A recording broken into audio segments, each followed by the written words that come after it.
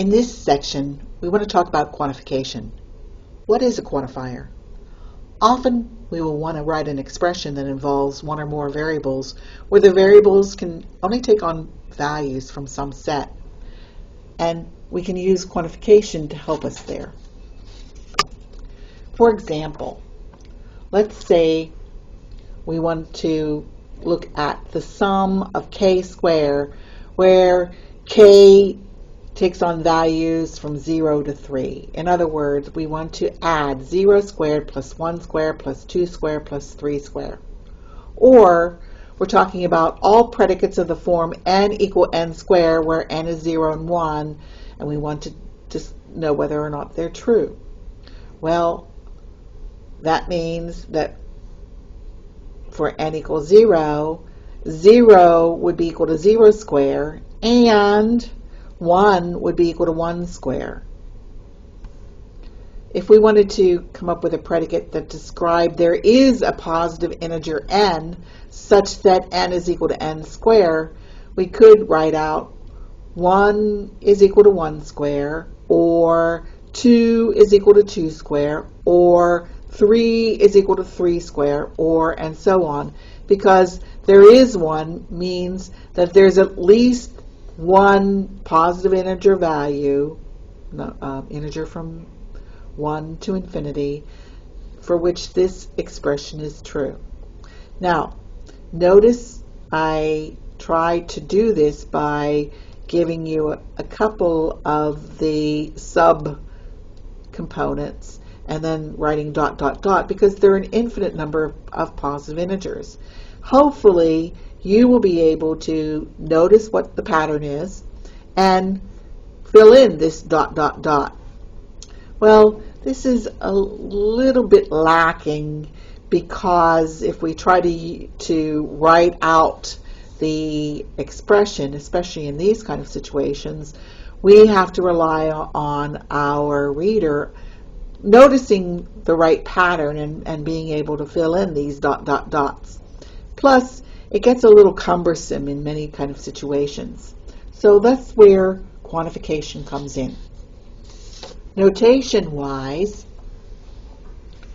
a quantifier has the form of some quantification, and usually I have a variable or more attached to it, a range of the variables, and an expression formula. The notation that we're going to be using to represent quantifiers always is going to begin and end with these parentheses. Not everybody uses the same notation. I like this because it tells me the range of the variables that I'm going to be describing in this quantifier, actually the scope of the variables, when I use my parentheses. I'll talk more about that later. So, for example, we have the sum of k squared, where k is from 0 to 3. We could write as the symbol sigma, Greek symbol sigma for sum, of k, where k ranges from 0 to 4, not including 4, of k squared.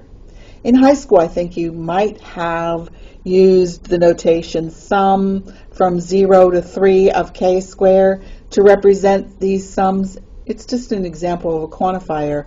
I'm just using a different notation. This notation does have its advantages, but this is something that I'm quite used to.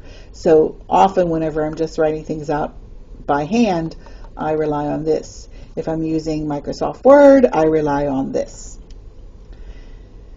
If I want to describe all predicates of the form n equal n squared, where n is takes on values 0 and 1, I can use the predicate for all. And then the variable involved is n. I could say it ranges from 0 to 2, but not including 2. And the expression is n is equal to n squared. Notice that in each of these, I have a standard for my range. Implicit is that the variables that I'm using take on integer values, and I typically include the bottom range of my range and not the top value. but it's not necessarily written in stone. It's just a notation I often use.